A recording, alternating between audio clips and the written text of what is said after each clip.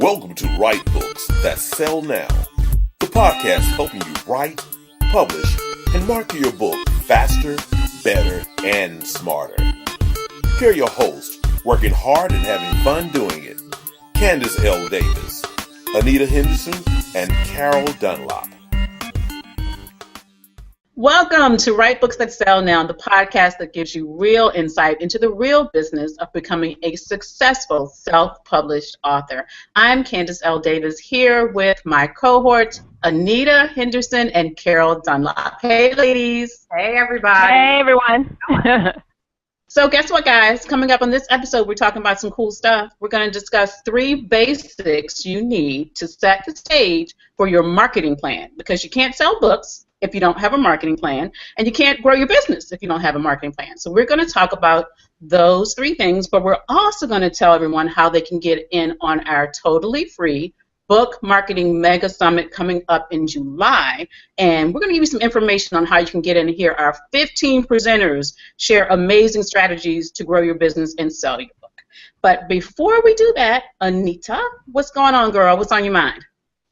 Well, since we're talking marketing, we're talking business, we're talking books, one of the things I found that a lot of authors have a challenge with, and it's such a simple thing. We talk a lot about mindset in the Write Books That Sell Now course, and I think one thing that couples with mindset that authors absolutely have to have if they're going to make marketing work for them, and that is confidence, just plain and simple self-confidence. I don't care if you got to buy it, if you have to manufacture it, if you have it naturally, it doesn't matter, but you absolutely have to have it, because with so many of the marketing strategies that you're using, you really have to self-promote. You have to talk about your book as if it is the greatest thing since sliced bread. You got to believe that. And if you don't believe it, it's certainly not going to come through to the people you're talking to. And I believe that takes confidence. This is coming from a self-proclaimed, and I know you guys are going to have something to say about this, a self-proclaimed shy person. I am truly at the heart and the core of my being. I'm an introvert. You can proclaim it all you want to. That doesn't mean we're going to believe it or agree with it. I'm sorry. Exactly. Everyone who's watching and listening, it's absolutely the truth. But I have had to make myself over the last 20 years, quite frankly, really building the confidence to be the person I am. And that means, you know, from an entrepreneurial standpoint, from an author standpoint, from a coach and consultant, I got to build that confidence up. It's not naturally in me. It's one of those things I really have to dig deep to find. And if you are me and you have to do that, then go for it. Just do what you got to do. Some people may take it to the extreme and take it over the top. And sometimes you will feel a little funky doing it if it's not a natural thing for you. But it comes across in that messaging that we've talked about before, that you've got to have a great message. It comes across in, you know, everything that you do in your career. Let's say you're not an entrepreneur, but it's got to come through in that, as an author, as a business person, as an adult, quite frankly. Even find grown-up. What'd you say, Candice? Just as a grown-up, living in the grown-up world. I know. Put on your big girl panties, honey, and just build up your confidence, okay? Yeah, and it's not, I mean, nobody has the same level of confidence at all times about all things. Of course, that's going to vary, but, I mean, honestly, for me, Anita, sometimes you just have to fake it until you make it. Act like it until you are. That's a true statement. You know, I don't think Carol has any problems with confidence at all. Oh, gosh. No. Only because I've worked on it for so long. I mean, it may look like I'm very confident about everything I do, and most of the time I really, really, truly am. But there are some times when, you know, I have some self-doubt, or I'm thinking, is this the right thing, or whatever. But I wanted to say, Anita, what you were talking about exuding that confidence. If you don't have the confidence inside you that your book is the bomb diggity, nobody else is going to believe that. Nobody else. Even if you say, like, my book is really good. You know, who wants to read a book like that? They want to read, my book is a bomb. You need to come get this thing right now. What? I mean, and the thing is that it's not, I mean, you did make a good point, Anita. You said that you are a shy person at heart, and I'm going to believe you because as an introverted introvert, I can totally relate. However, you don't have to stay that way. Just because you've always been shy or always lacked, I'm not saying you lacked confidence, but a person who has always felt that they lacked confidence, you don't have to stay that way. It can change. Yeah, it definitely can. It definitely can. And you have to do things to work on it. This show is not about how do you do that, because writing books that sell now is not how you do that, but you find the ways that work for you. If it's affirmations, if it is standing in front of the mirror and smiling at yourself every morning when you wake up, if it is reviewing the positive things that other people have said about you. Maybe you've got some great testimonials and emails. I think we did a podcast episode quite a while back that talked about, that building up your confidence and different ways to do that with Debbie Stone, as a matter of fact. Debbie was talking about that. So find what works for you and do it as often as possible. Practice really does make for, better. Practice makes better in this regard. There's no such thing as perfect. It doesn't make perfect, but it makes for better. Yeah. And that confidence will take you a long way as you market your book. I agree. Sure. So speaking of marketing your book, I want to dive into our topic for today. And our topic is the three basic steps you need to take. Before you even start creating your marketing plan, you need to be considering all three of these areas. And we're going to expand a lot more on these subjects in the Book Marketing Mega Summit, which you can find at bookmarketingmegasummit.com. But in the meantime, we want to help you lay the foundation to even be ready to deal with the strategies that are going to be shared on the summit. So, Anita, I believe you're going to get us started on this topic. I will get us started on this topic. And this is something, again, we're talking about 3 basics you need, okay? I'm sure there are others, but we're talking about 3 that we like to talk about. Absolutely. And this is one that I love to talk about. It's so simple and to me so obvious that you need to have, I think, before you get started writing your book, and that is platform. Platform is essentially your business. Platform could be your personal brand. Platform could be a cause or movement you believe in that eventually you're going to tie your book to. Okay, so your book should leverage that platform. Your book should be the thing, or one of the tools that uplifts that, right? It sheds light on it. It gives people more insight, more than you can say on a business card or on your website. That's what your book is supposed to do. Well, if you don't have a platform when you write your book, I believe you're starting behind the 8 ball. Some people would say you're doing it backwards.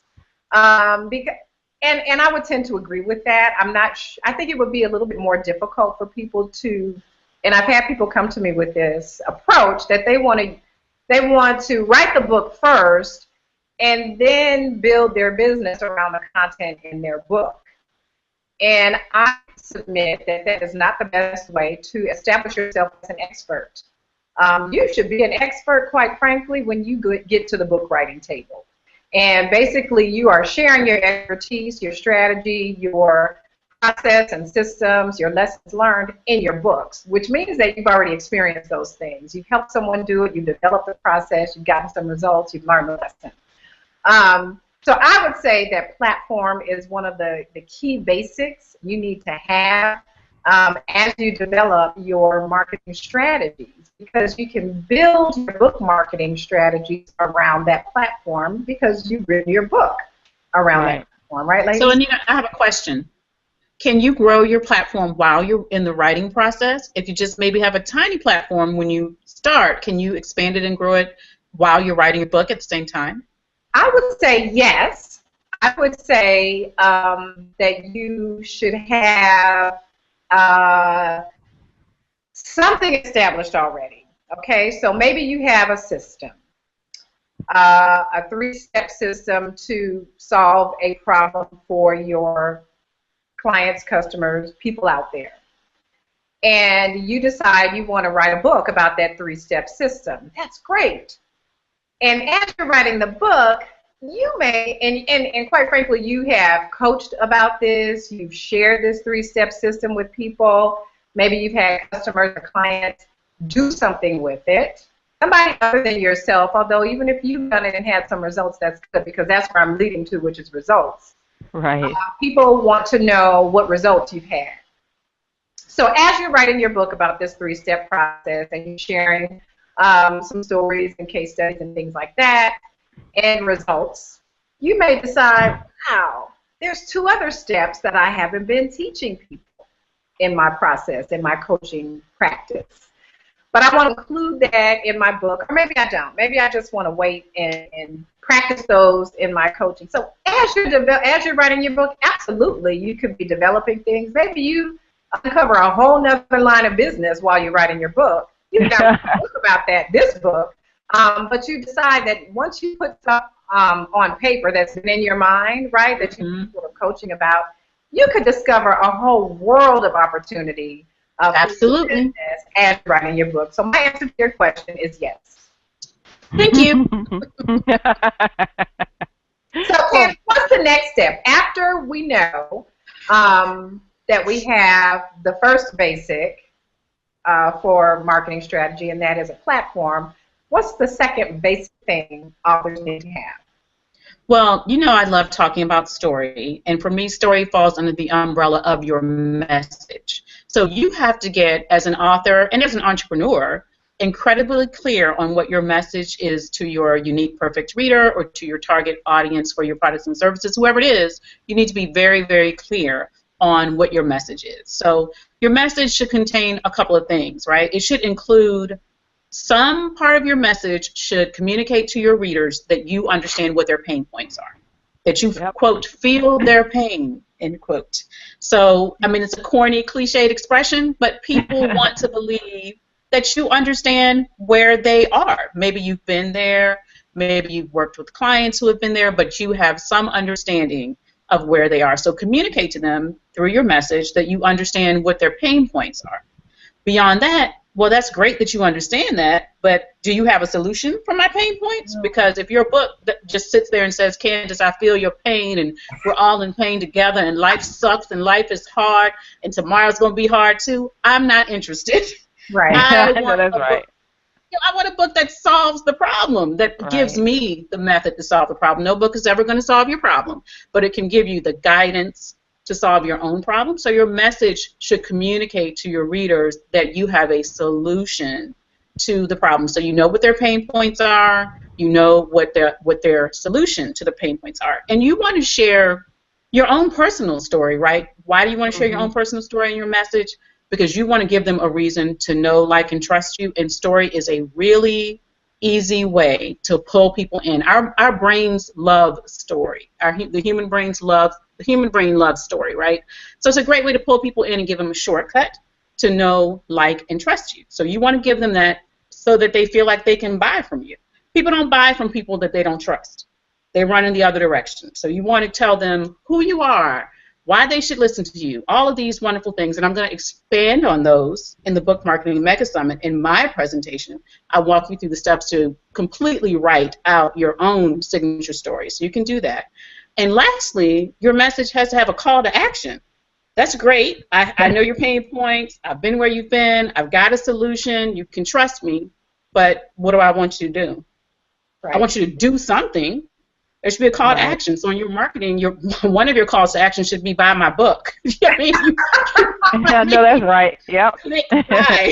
You want to sell the book. And then, of course, you can use other calls to action in other places in your messaging in your book to have people, to encourage people to work with you. But you want to invite people to join you on this path to the solution, and that starts by buying your book.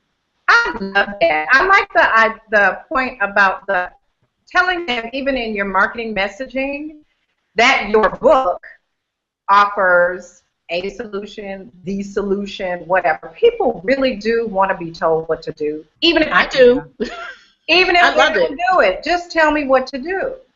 And if you can say that in your marketing messaging, I think you got half the thing beat right there. Again, they may not do it, and you may not have the only solution, but you need to go back to my confidence point. Be confident in knowing that the solution you do offer in your book is awesome, that it's going to help readers, And you're going to prove it because you're going to be telling stories like Candice just said. You're going to give me some case studies of some other people who have had success.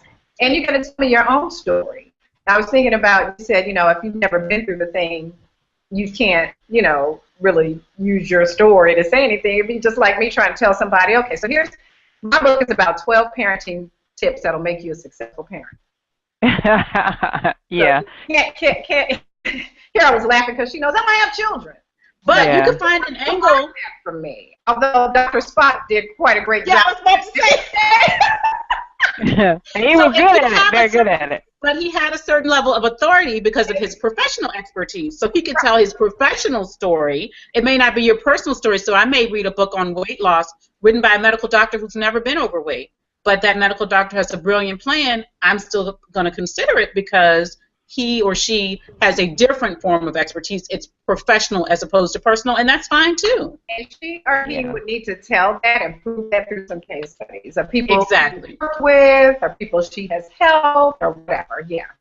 Yep. So it's not necessarily your story; it may be your client's story, but it has to be true and it has to be convincing. So that's your message. So Carol, that brings up. Well, before I jump into my thing, that brings up. I was watching Lisa Nichols a couple of weeks ago, I think, when she was doing an interview, and she has this thing where she calls it the dip, where she comes in and she's like, oh, I'm great, and then she dips down and tells her story of how she felt some type of pain that is relatable to her audience. And then, like Candice says, the overarching thing, they go through a transformation, and then she tells how you came out of it. And it was so funny because she told the guy that was interviewing her, she said, I dipped you when I came in here. You didn't know that, did you? He was like, no, what are you talking about? It was like the story, because he said something about how you were this best-selling author and you wrote all this stuff. And she was like, yeah, and I was scared to write the first word and even turned down the great book deal for the chicken soup 5 times before they came to me. I was like, what? Talk about a need for confidence, Anita. Oh, my goodness. Exactly. I mean, even someone like Lisa Nichols, and I'm sure many successful authors will tell you that they had to boost it, that they missed a lot of opportunities because they didn't feel worthy. They didn't feel like, they were good enough, that they had enough of a solution, that they could stand next to whoever else they were on the stage with, that they could participate in the Book Marketing Mega Summit with all these other awesome people. Who knows what it was, but I'm sure a lot of people missed out on a lot of opportunities, money-making opportunities, because they didn't feel confident that they could be there. And again, folks, you gotta work on that. Yeah, I have a friend who's a screenwriter, and years ago he was at a party, and there was some big Hollywood muckety-muck who he started talking to, a really nice, sincere guy, not one of those I'll have my people call your people kind of guys, but a really nice, sincere guy. And he said to my friend, hey, why don't you send me some of your work? I'll just give you some feedback on it and tell you what I think you can do to make it more saleable and give you some, direction where to go. Maybe I know somebody might be good for you to work with. My friend never sent him the work. What? Oh. He didn't have the confidence. He didn't have the confidence. And he was, pretty fresh out of grad school, and it just seemed like this guy's way up here and I'm way down there. And he just never had the confidence to send that to that person who could have been an awesome connection. Yeah. So sad. So sad. It happens. It happens. So we're still talking about the 3 basics that you need to get in order before you start creating your marketing plan. And as you create your marketing plan, keep these in mind the entire time. The point is to sell more books, but it's also to use your book to grow your business, right? To create additional income streams. So Anita talked about how you need to have your platform in order. She talked about how you want to have your business and your brand platform in order. And I talked about messaging. Carol, what's the 3rd step? Well, number 3 is presence. If you don't have a presence, you're not going to be able to sell any book. And presence consists of social media and your website. One thing about this, most people in the entirety of marketing their book never think about marketing their book till they got the last sentence on the last page and they're ready to ship it off to the copy editor or their best friend who's editing it, which we don't recommend. But when they're ready to send it off and they're just about ready to send it to the publisher, that's when they think about how I'm going to market this thing. Well, I have to tell you, you need to be thinking about how you're going to market it at the very first word. Really, when you very first think about, hey, I'm going to do a website. So in conjunction with that, Hey, a website? Is the that what? something I have to have presence? Yes. I mean, how people going to know that you have a book? How people going to know anything about you? And the reason you have to have a website is because, look, you want to sell more books than just to your mama, your daddy, your grandpa, your sister, brother. Let's see, how many fingers do I have? You want to sell more books than that, right? So if you have a website, guess what? It means you're going global.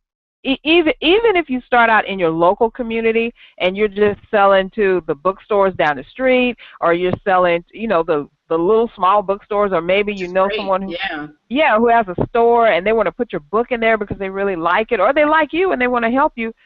What if somebody comes into that store, sees your book, and say, "Oh, I'm going to buy this," and they like it so much they're like, "Wow, I'm going to actually send this to all my children because it's a great book that they need for when they go to college or something. But the kids aren't here. How can I order more of them?" And smart little you has in the back, you can go to my website, and order more books. So it means that you have a presence out there, and it also means that 24/7 you could be getting orders in your sleep, which we do with our book, Write Books That Sell Now, the book. People will order the thing when we're asleep and wake up and got some money in the bank. So that's pretty cool, right? That's actually wonderful. The other thing is with social media, people don't buy books from machines. They don't buy books from logos. They don't buy books from brand statements or mission statements. They buy books from people, about people doing things that they want to do. So if you want to seem like you're more human and make a connection, then you need to get on social media, because it's what? Social. You're helping yourself connect with people. Other people are connecting with you. They're finding out, wow, I have the same issue, and she wrote a book about that. Wow, I need to go get her book and get into it right now. So building your social media platform is one of the best things you can do. Getting your website up there so you can sell that book, so you can have all those social media things going back to your hub, which is your website. That's the next best thing you can do. I know it was one author we had on the podcast just a few weeks ago. She said she didn't even know anything about Facebook, which, I know there are people out there like that right now. I don't know who they are, but she was one of them. She didn't. She lived on, really? I know. I was like, huh? Really? So good you couldn't see my face then, because I was like, rrr. So she said, I don't know anything about Facebook, but my publisher told me I needed to get on Facebook. I was like, thank God you got somebody smart in your camp. And she got on Facebook, and she started telling information about a book, and she got a website so she could tell them about her book and lead them to her website from social media to buy her book. Because I'm going to tell you one thing. People are not necessarily going to buy from you on social media. The other companies, other people, the big wigs make it seem that way, but they don't. They don't really buy on social media. People go to social media to laugh and enjoy themselves and have fun, find interest in things, and then follow you back to your hub, find out more about you, buy your book. So if you want to sell your book, which I know you do because you're listening to this, and you're going to be with us on the Book Marketing Megasummit.com, then yes, you need a website and social media presence out there. So, Carol, I have a question. Knowing that people don't necessarily buy from you on social media, what's your recommendation for having a, let's take Facebook, for example, having a Facebook page for your book as opposed to having it for your personal or whatever? Well, I mean, to me, I think the jury is out. You can do either one, just as long as you have a business page, which means people have to like it, not that people have to friend you. A page where people can actually have to like you, because number one, that page gets searched by Google and the other search engines that are out there. So if you have a page, it's going to get searched. The second thing is, you shouldn't really be selling your book on your personal profile, the one where people have to friend you. Because number one, your friends, they love your book and everything, but they don't want to hear about it all the time. They probably don't love your book, Carol. If you count on your friends to buy your book, you're probably going to get your feelings hurt. Your friends and family are often not going to make a purchase. That is so true.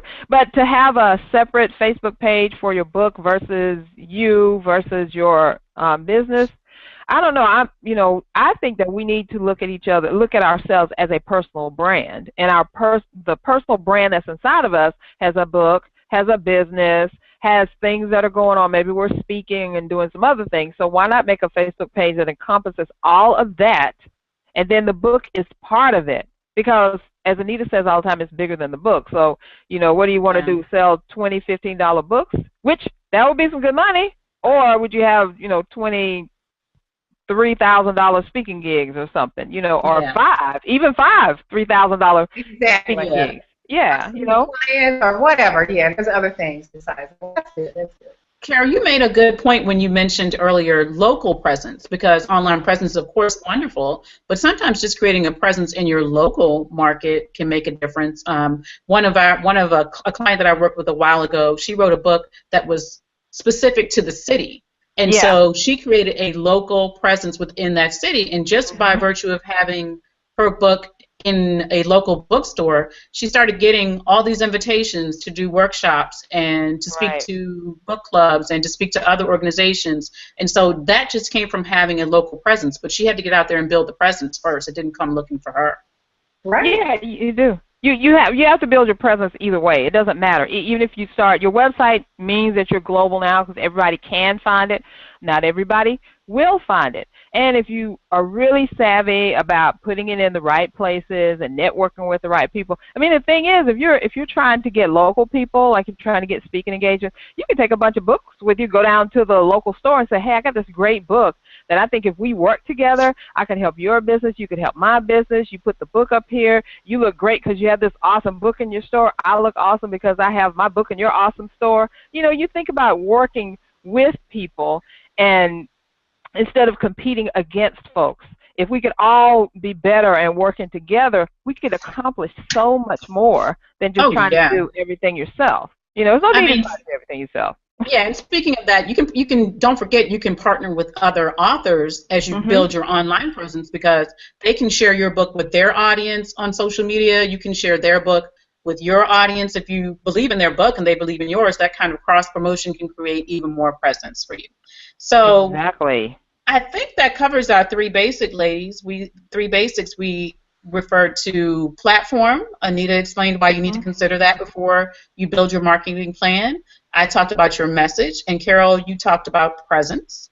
Right. So anyone who's listening to this, I hope you've already gone over to bookmarketingmegasummit.com and signed up. It's free, people. You can get these presentations for free. Zero. And the things that we've talked about today are just the tip of the iceberg. There's so much more, and you're not just getting it from us. You're getting it from 15 experts who are coming to share what they do best with you. So we want to share a little bit about some of them now. And Carol, do you want to start off and tell people a little bit about one of our guest presenters? I sure will. I am going to be talking about Tracy Osborne. I've actually known Tracy for several years. She is an expert online business manager and virtual assistant who assists high-achieving entrepreneurs in surpassing their goals by managing the behind-the-scenes operations. By removing the stress of daily operations, Tracy allows her clients the focus and freedom to do whatever it is that they do best, thus resulting in heightened profit and growth. So she came on the, she's actually been a guest on the podcast. You guys might remember because I know y'all have been listening. But on the summit, she actually explains about what a virtual assistant is, what do you need to do with a virtual assistant, how a virtual assistant can help you actually write the book, publish the book, market the book, and do all the things that you never even thought that a virtual assistant can do. Plus, she shares some secrets with us about how she used her own virtual assistant company to help her get her book out. So she was really amazing and just really down to earth and gave us quick fire things that we could do. We're like, oh, I was taking so many notes. I was like, oh, okay, I know I'm going to see this later, but I'm taking notes now. So it was just really great. And I want to let you know, guys, and gals who are out there, that the summit is July 25th through the 29th, and it is how much? It is zero cost to get in there. It's totally free. You need to get in there. There's going to be 15 experts sharing a world of knowledge that you're not going to get anywhere else, and it's all about one thing, marketing your book. It's the bookmarketingmegasummit.com. Yeah. Yeah, we're sharing how you can market your book and different ways you can use your book to expand the income you have now in your existing business or the business that you're building.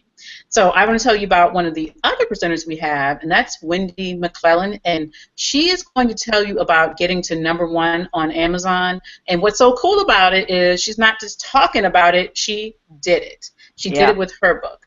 Wendy McClellan's book, 27 Steps to Freedom, What Learning to Walk Again Taught Me About Success in Business and Life, went to #1 in personal development on Amazon. She has the screenshots to prove it.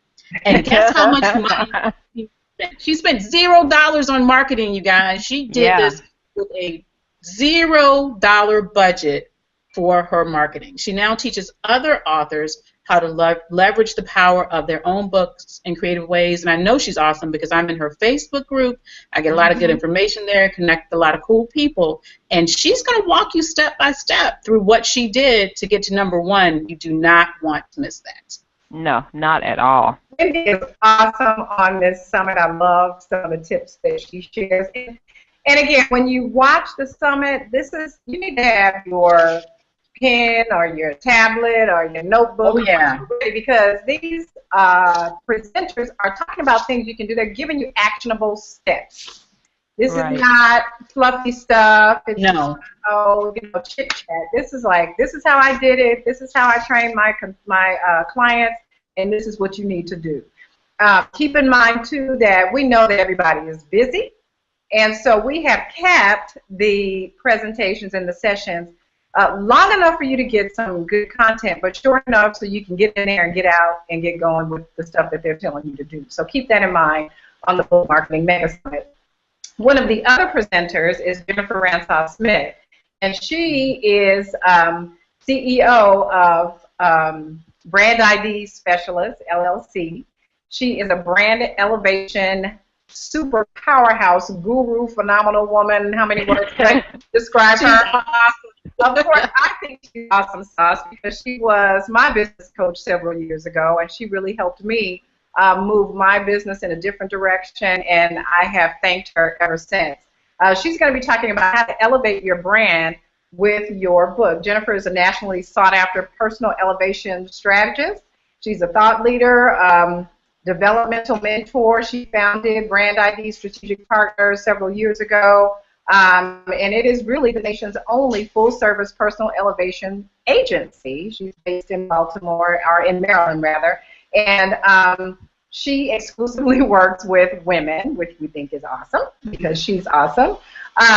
She and her team dedicate their time to equipping their clients with the tools necessary to elevate their visibility, which we talk about all the time, their credibility, their influence and impact, both within their organization and their industry as a whole. And I mean, she lays it down. She does. You don't want to miss Jennifer's presentation.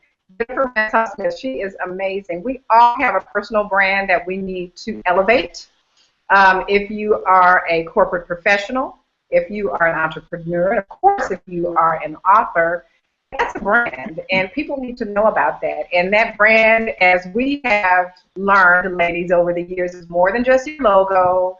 It's more than just, the colors on your website. It is so much more. It's what people remember about you. It's what they say about you when you're not in the room. It is what they call you, in a good way. Oh, the good stuff people say about you. That's what branding is, and I mean, we are here to tell you it is a huge part of your marketing as an author. So you want to find out what Jennifer Ransom-Smith has to say on the Book Marketing Mega Summit. Who else do we have, Carol? We have another spectacular presenter, and we just love her to death because we've had her on the podcast before, and now she's on the summit. And she is the kind of person, Sandy Weaver, is the kind of person who tells you straight how it is and how to do it. So Sandy Weaver, formerly Carmen, is an award-winning author, speaker, and major market radio personality who loves to see people's light bulbs go off. She works with organizations to boost morale, productivity, and the bottom line through her Happiness is Job One keynotes, seminars, and workshops.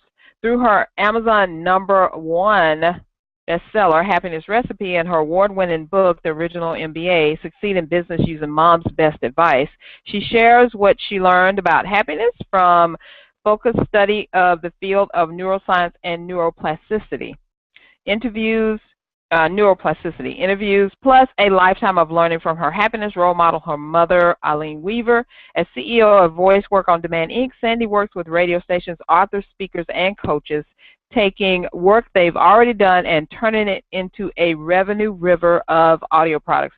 And she truly showed us how you can turn one book into, like, I think 10 different products. Isn't that what she told us about? So it was truly awesome, you know, starting with, have you ever thought about releasing your paperback book, your audio book, and a couple of other things that you never even thought of to do with your book, that she's going to just break it all down for us. It was truly amazing kind of listening to her say all these things. Yeah, a lot of people are super intimidated by the idea of creating an audiobook because they don't know, do they have to read it themselves? What technology do they need? Is it going to cost $10,000? And she cleared up a lot of that sort of common confusion in her presentation. I loved her information, and I love her energy. She's just a great person. Yeah, we especially love the background she was in front of. So that was awesome. I got to see that.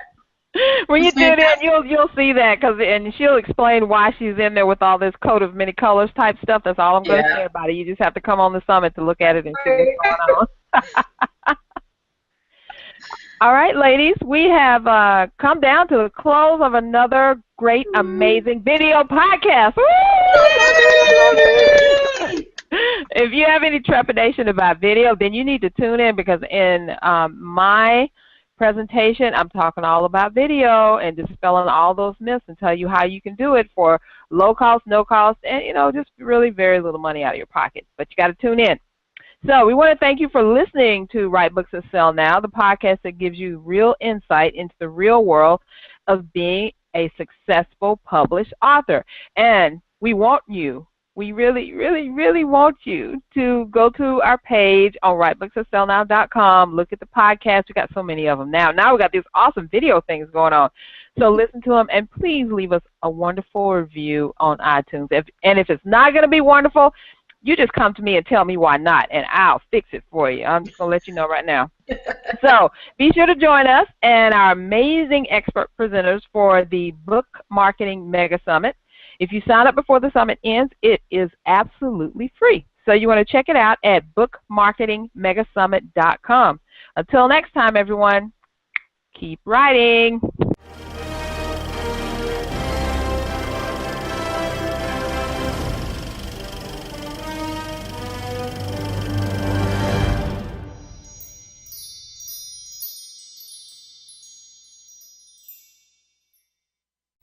Thanks for listening. Find out more about becoming an author and making the most of your book at writebooksthatsellnow.com.